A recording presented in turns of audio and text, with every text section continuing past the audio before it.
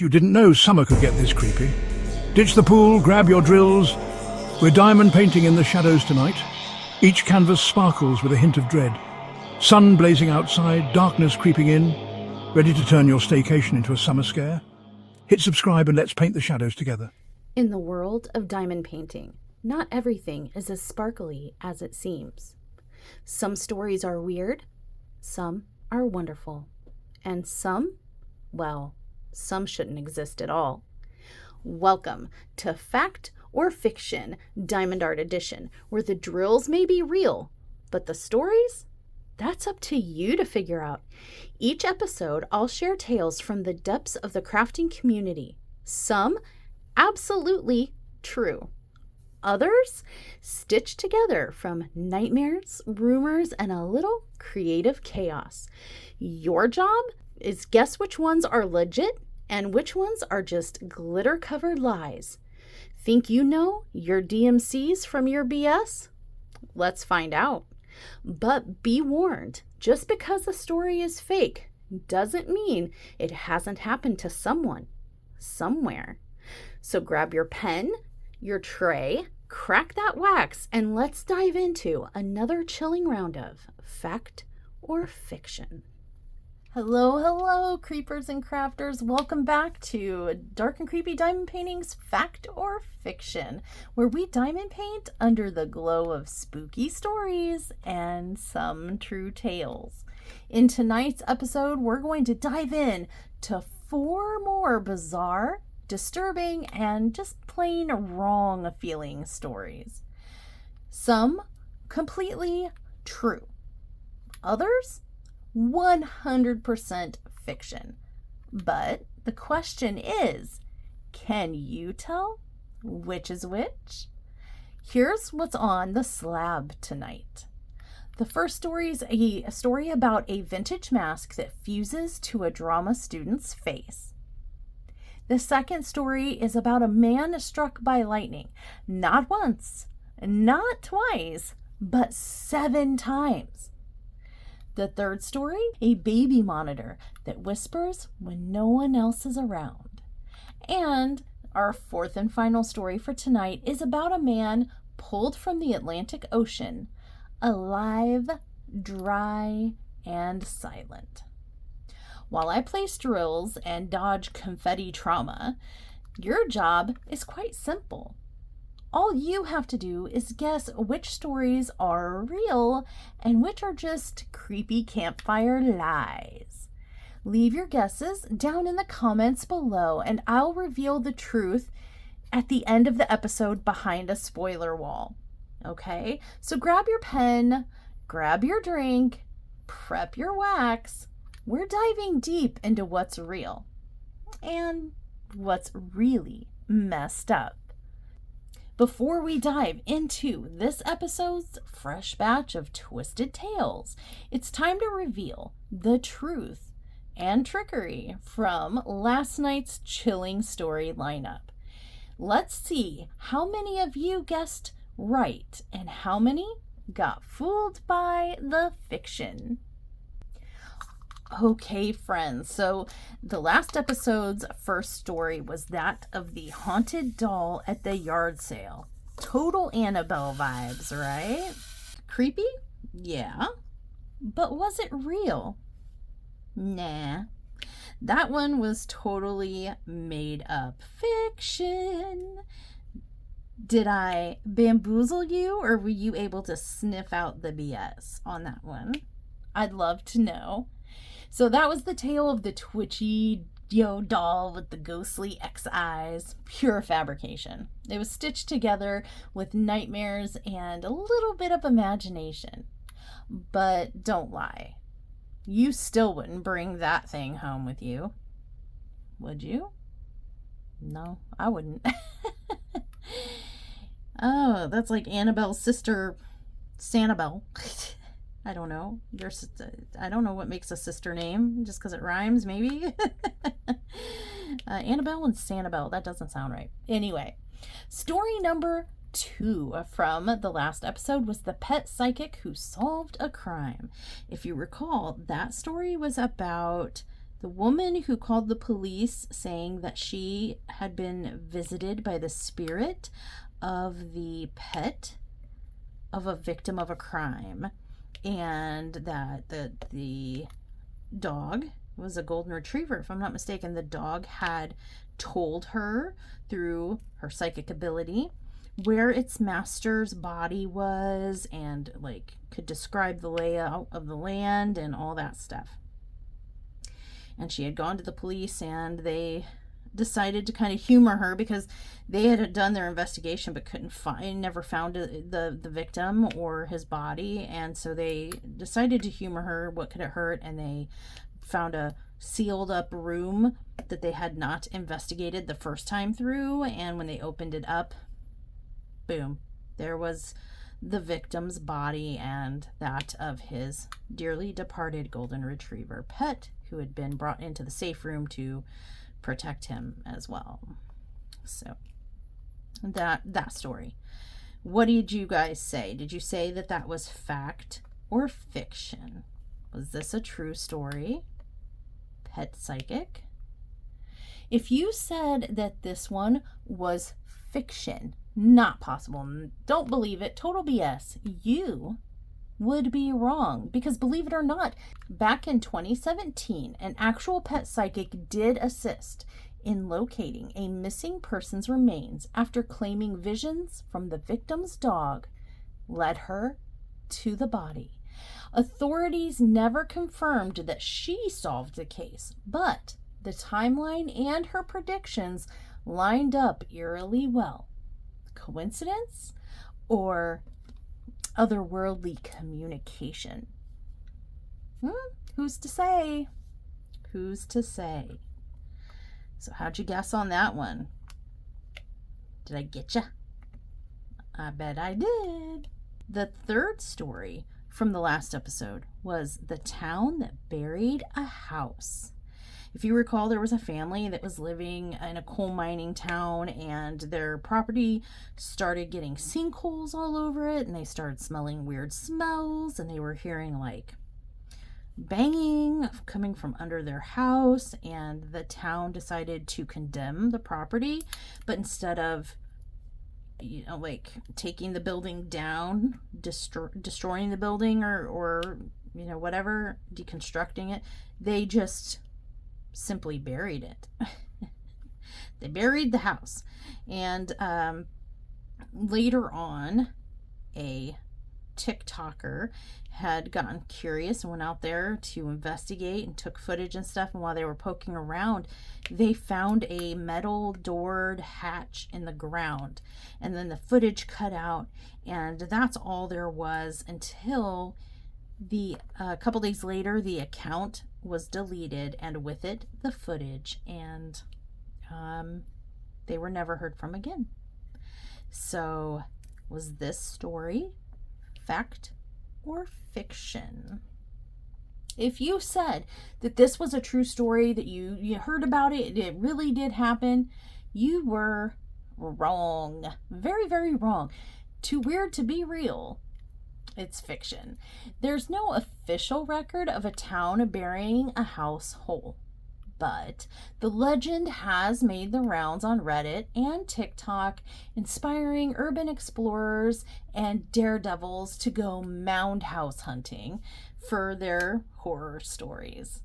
Great fiction, eerie vibes, but it bulldozed the truth, because this one was completely made up. There's no truth.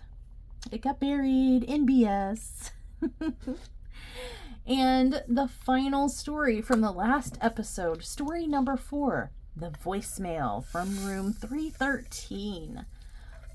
What did you think? This one was about the young man, college student named Victor, who was on a road trip along Route 66. I said it both for, whoever likes it one way or the other. It's a Route 66. And he had stopped at a sketchy but affordably priced hotel. And he called in his friend. His friend was unavailable, left a voicemail. And when his friend tried to call back and respond to the voicemail that Victor left, no one answered.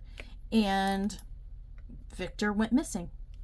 Yeah, the friend then, I guess the voicemail was also very weird, by the way. I should make note of that. The voicemail was kind of really strange. I think talking about people after him or like something coming for him or behind him or something. And anyway, very strange. The friend calls the police and does a wellness check because he didn't hear back from his friend, couldn't get a hold of him.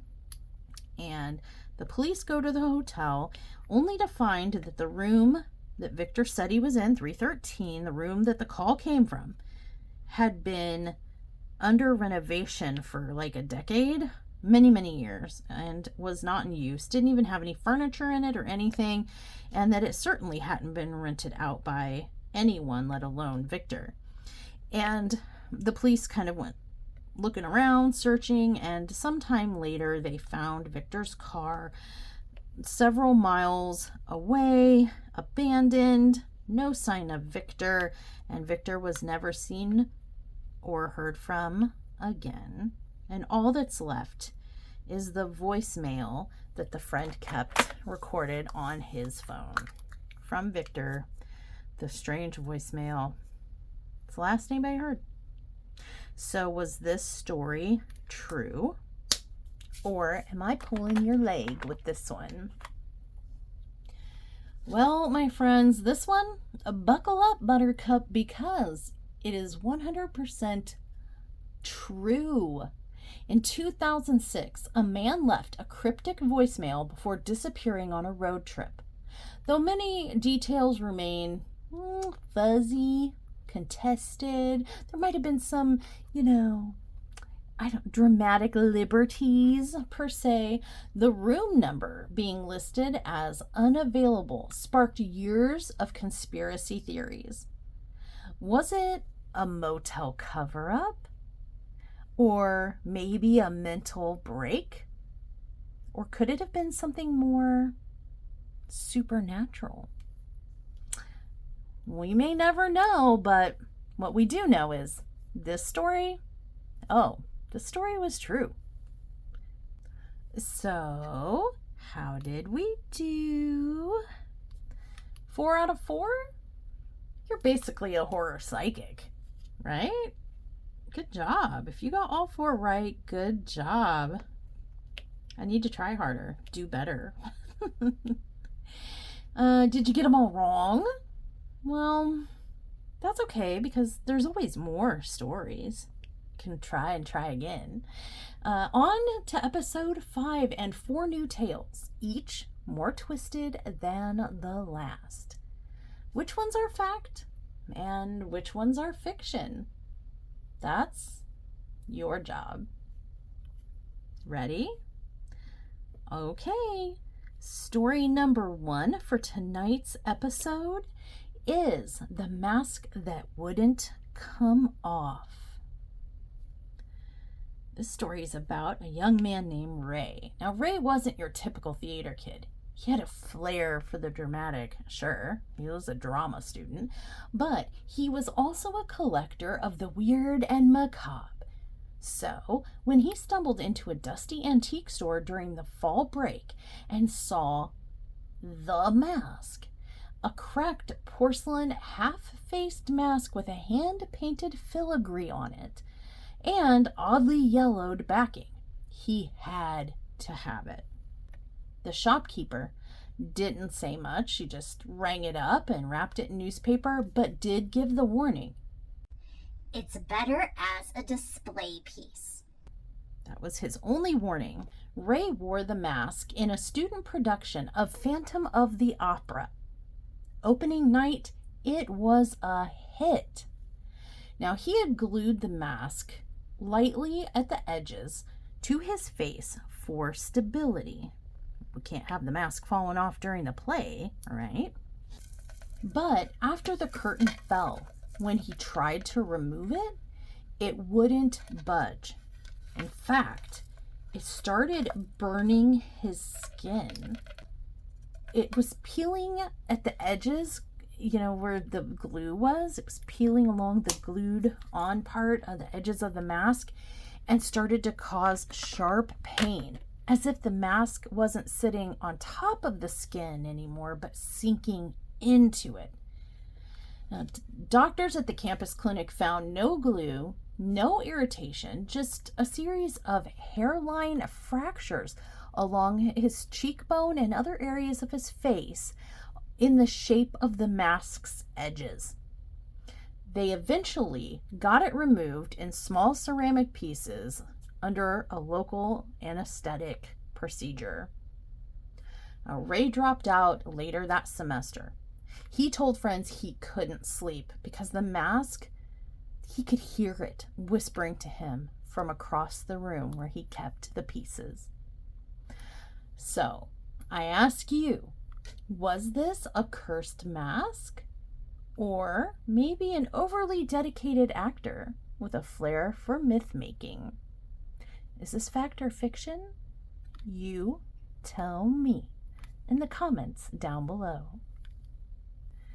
Now, with our first story out of the way and we're nice and warmed up, it's time to move on to story number 2 for tonight.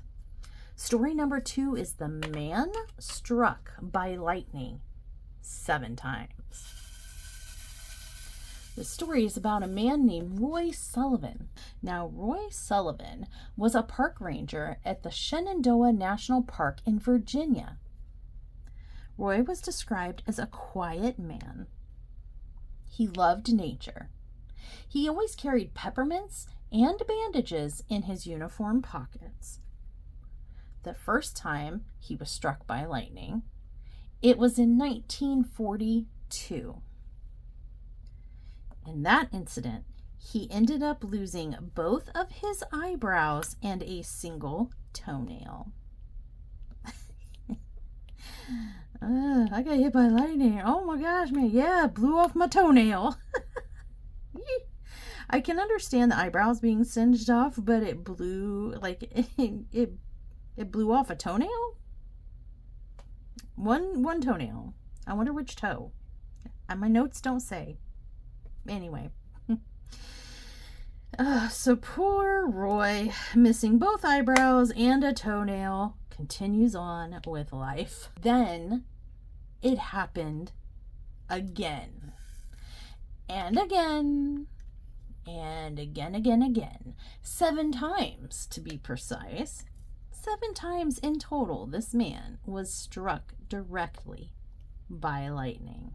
Lightning had scorched his ranger hat on one occasion, had set his hair on fire, and once even knocked his shoes clean off his feet.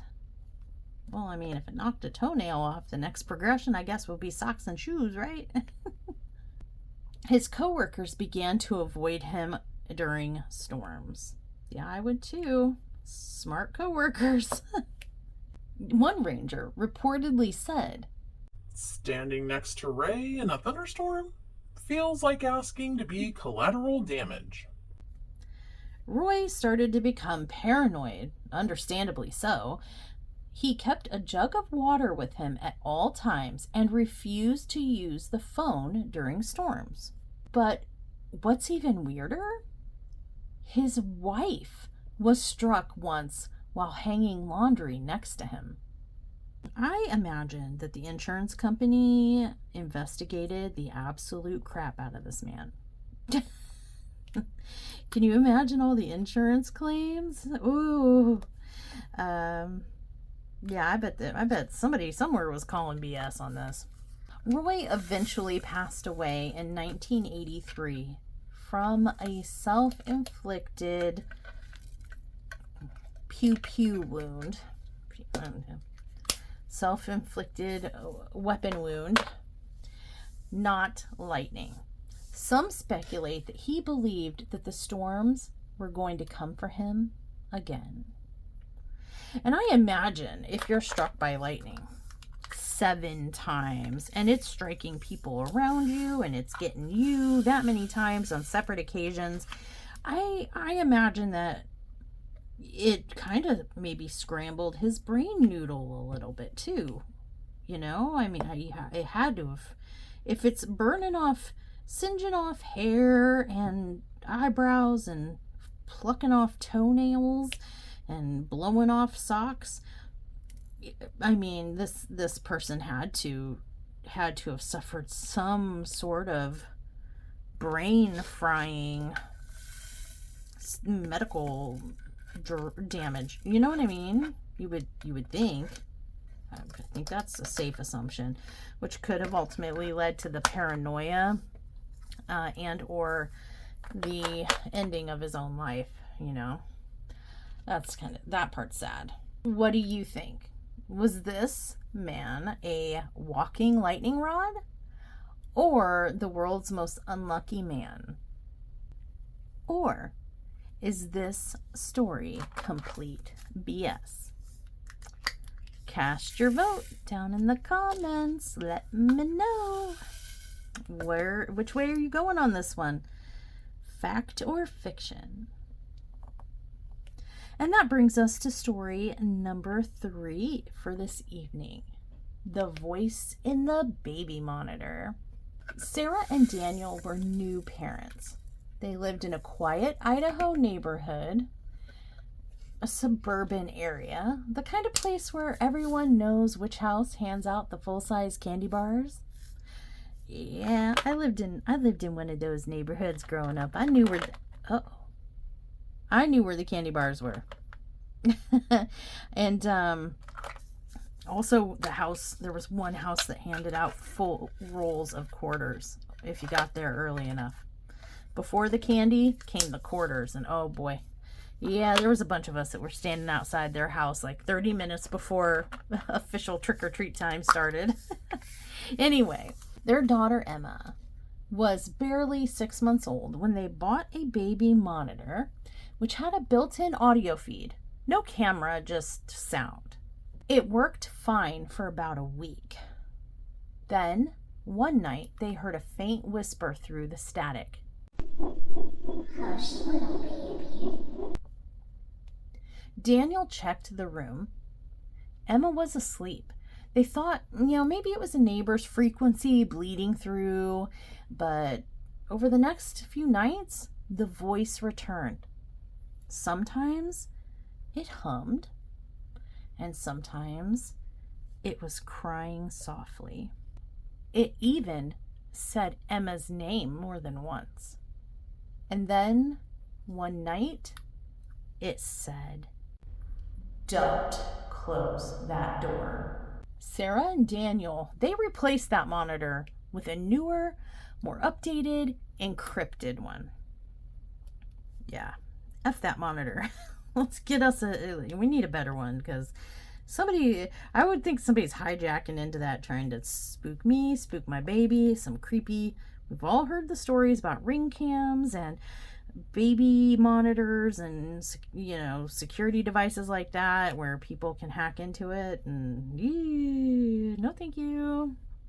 So even after they replaced the monitor with a newer one, the voice still came back. There was no interference, no Wi-Fi, just an analog signal to this one, until Daniel finally taped over the receiver's microphone.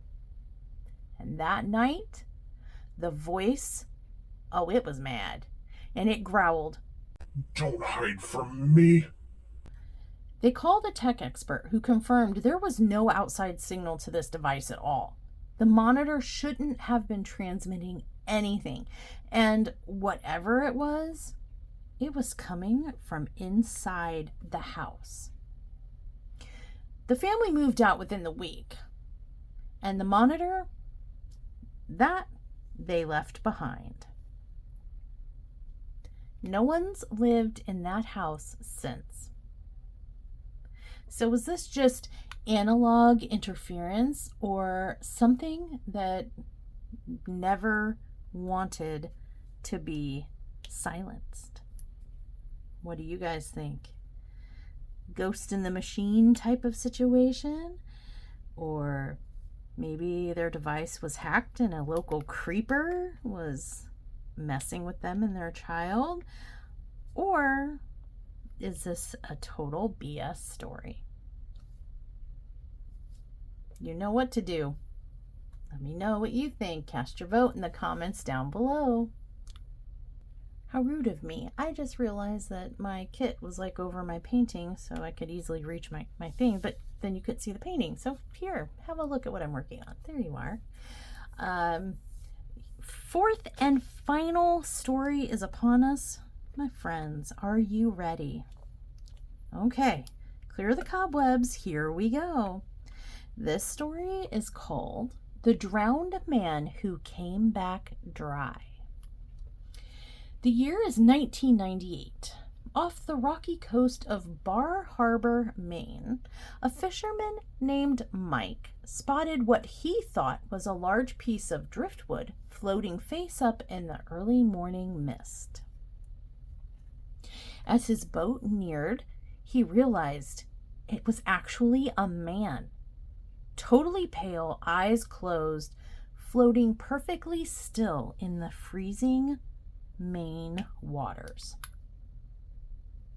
He radioed for help and hauled the man aboard. But the moment he touched him, he noticed something strange. The man's clothes were dry, bone dry. No soaking, no dripping, just dry flannel, dry jeans, and dry boots. No ID on the person and no pulse. But then the man coughed. At the hospital, doctors were stunned. The man had no water in his lungs, and there was no sign of hypothermia. He wouldn't speak, though. He wouldn't answer questions. He had one unique feature about him.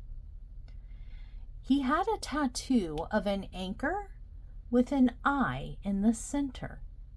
It was faded, but precise. He stayed in a care facility for several months.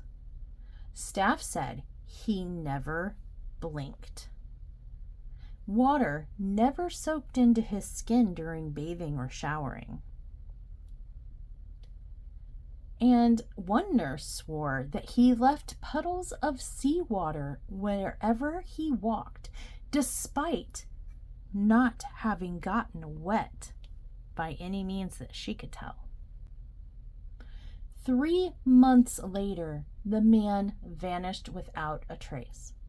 There was no signs of forced entry into the facility or out of the facility. No witnesses. Only one thing left behind. Wet footprints leading out of an open window. So, is this a man or a myth made into flesh? That's what you need to tell me. You know where, say it with me. Down in the comments below, cast your vote and let me know. Is this total fact or total fiction? I can't wait to hear your answers. On a personal note, because you guys have been so kind all week in letting me guinea pig with you and test out this new series that I conjured up, fact or fiction, I am going to go ahead and in a few minutes put up a spoiler wall, and behind that spoiler wall is going to be the answers to tonight's episode stories, whether they were true or false. Because what I need to know from you is this something that you would like more of on the channel? Would you like this to become kind of like a Tales from the Crypt or Figure It Out Friday? Is this a series that you would be interested in tuning into? Or, thanks but no thanks. Let me know. I was testing this out on you guys to see what you think. Whether it survives is up to you and your feedback. So please do let me know. I'm anxious to find out what you think, because, you know, sometimes things that are fun for me to do and make and whatnot aren't always the funnest to consume, you know? So I'd love to know what you think of this series, and if you want to know the answers to these tales, stick around through the spoiler wall that is about to appear on the screen. And please do cast your votes down in the comments first before you spoil it. I want to know how good your BS detectors really are. And yeah, I guess with that, my friends, we're about finished here. And so there you have it, my friends. 4 stories, 4 mysteries, and now it's up to you. Were they all believable? Were some just a little too strange to be true? Drop your guesses in the comments and let the paranoia begin. Which ones were fact and which ones were fiction? I'll reveal the truth behind the spoiler wall, because there may never be another fact or fiction episode, and if there is, it's not going to be for quite some time, because as you know, this is summer staycation, and all of these have been pre-recorded, and it's gonna be a little while before you get a fresh new video in real time from me. So it could be a while, and I don't want you to be left hanging and wondering, were these fact or fiction tales? Until next time, keep your trays organized, your wax fresh, your drills facing the right way up, because when it comes to horror and hobbies, sometimes the scariest things are hiding in plain sight. And remember, just because a story sounds fake doesn't mean that it is. Sleep tight and stay naughty, creepers.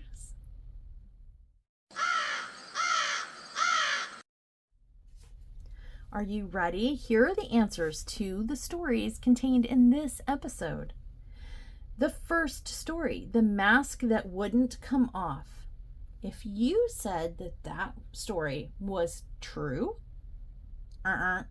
it was fiction. There's no medical case of a mask fusing into someone's face because of energy or theater curses.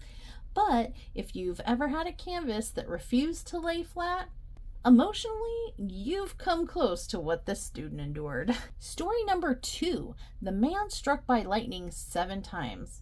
Is this true or false?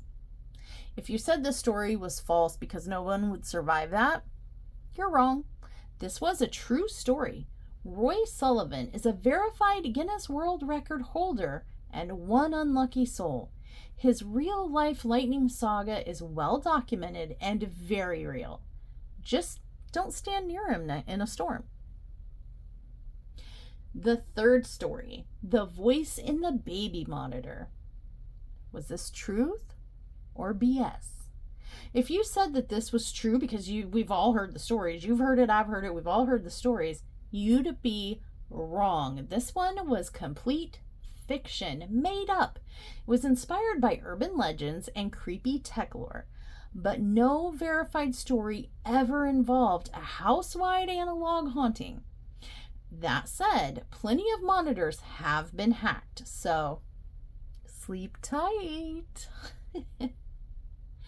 And the fourth story for today, The Drowned Man Who Came Back Dry. Did we vote truth or lie? If you said that this one was a lie, you were wrong, because it was a true story. This strange tale is based on a real case from Bar Harbor in the late 90s. Though the dry part is at contention, might have been exaggerated a little bit by lore, but the man's disappearance and refusal to speak are very real, and his disappearance remains unsolved to this day. There you have it, my friends. What did we think of the series Fact or Fiction Diamond Painting Edition? Please do let me know your thoughts in the comments down below. And until next time, my friends, stay naughty. A special thank you to paid channel members. You know who you are, and now everybody else does too. Yay!